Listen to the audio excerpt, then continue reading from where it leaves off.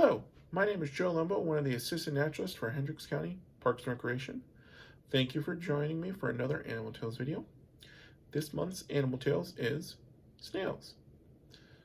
So for those of you who don't know what Animal Tales is, it's our monthly program where once a month we travel to your local library, usually at the beginning of the month, and bring with us a story and a craft that goes on with that story.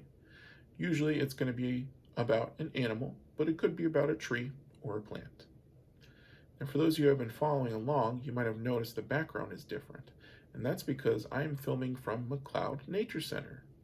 McLeod Nature Center is now open to the public, and we're open Wednesday through Sunday from 10 a.m. to 4 p.m. And you can come inside the Nature Center, say hello, look around, ask some questions, or maybe show us some pictures. Just follow those social distancing rules, which is pretty normal for most of us. And we look forward to talking to you and seeing you in the Nature Center. So with that, let's go ahead and start moving into our snail animal tales. So to get started, let me show you the book that we have picked out for this month's Animal Tales. And this one is called Snail Trail. This is a pretty fun book. It lets you view a snail's adventure from the perspective of a snail. Pretty cool, right? So you get to follow a snail on this little adventure, but you get to see it from the perspective of that snail. Now, another great book to read, especially with your children's, is Are You a Snail? By Judy Allen. Great book. She's a very good children's author. And inside that book, there's some wonderful pictures as well as some good information about snails. So most of you already know what a snail looks like or has an idea, but let me show you my stuffed snail just to kind of help.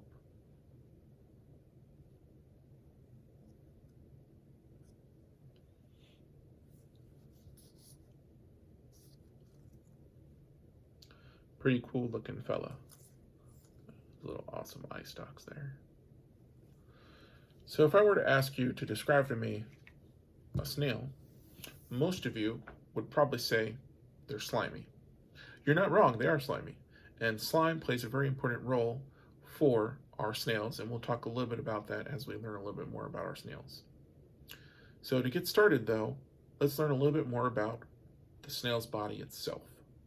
So snails are gastropods. Let's break that word down. Gastro means stomach, pod means foot. Now, with that being said, when you look at the body of a snail, it's its foot. And at the front of the foot, there is glands that help produce slime for the snail. And then at the end of the foot, there is, of course, its mouth. And on top of that, there are eye stalks for its eyes. And our snails, of course, have shells. So snails' bodies are really soft, which means when they travel during really hot days or a really sunny day, it can actually dry their body out, which is not good. And our snails don't like that. So most of the time, you're not going to really see any snails unless they're in a shady area or underneath leaf litter or a cloudy day.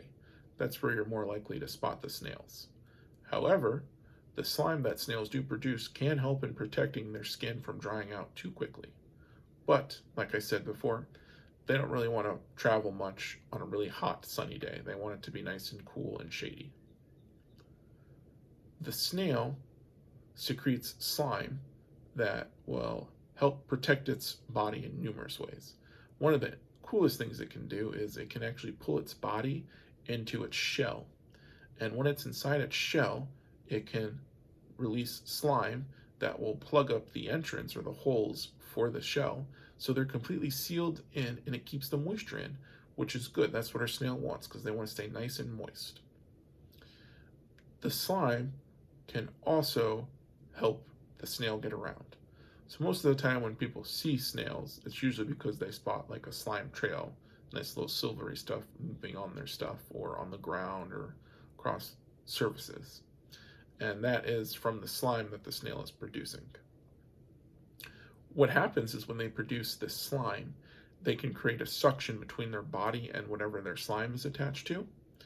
So that will allow the snails to use that suction to actually move along all kinds of different surfaces, including walls or ceilings, even the other side of leaves, which, like I said earlier, that's probably where you're going to find them.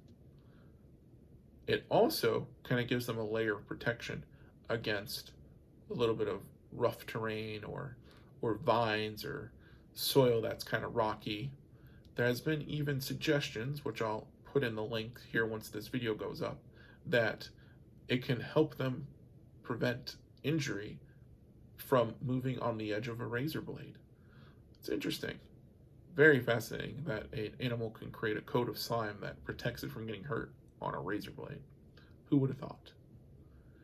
Now, our snails, of course, eat lots of herbs, so they are herbivores, eating all kinds of leaves, and unfortunately they do become a pest for a lot of gardeners, because they will just kind of hang out in the garden and munch on all the gardener's leaves, and unfortunately they carry some diseases that could potentially kill the gardener's plants, which is a shame.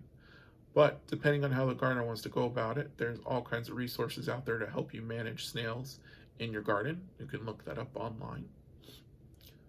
As far as facts for our snails, that's just a little bit of what I have to offer you today, just to kind of give you a little of a taste of snails. But hopefully this has piqued your interest to explore snails a little bit more and find out how interesting they really are. And if you find any cool facts, feel free to stop by the Nature Center and share it with us. We'd love to hear any cool things you might have learned or have been inspired to learn about from this video about snails. So with that being said, I think we can go ahead and move on to our craft.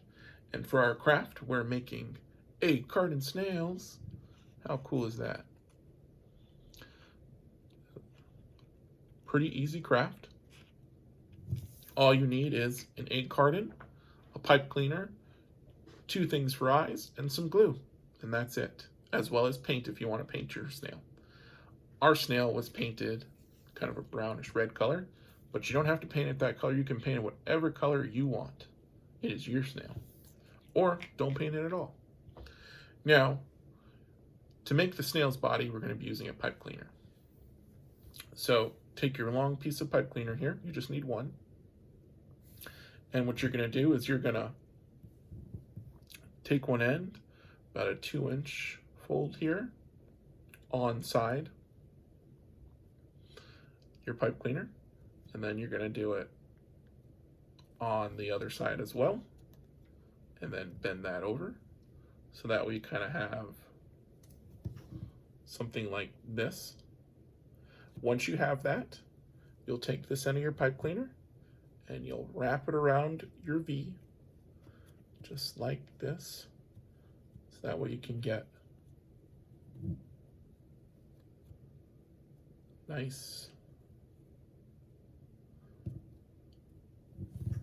nice hold on your snail's body for its eye stalks, just like that. And then you'll take this piece and you'll kind of arch it up like that. And then that is your basic snail body. Then you'll take your egg carton,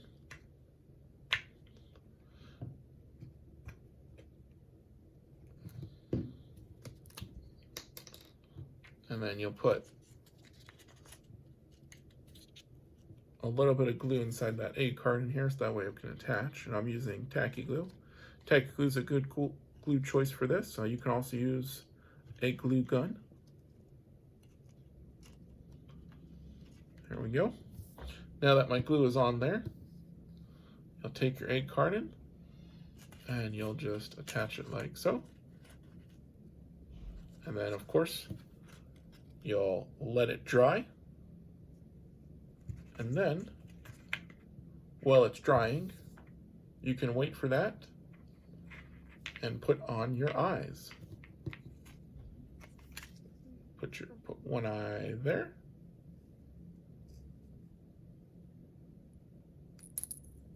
And the other eye here. So give it its eyes, so that way your snail looks like this snail. And I used googly eyes, but you can use whatever you want for eyes.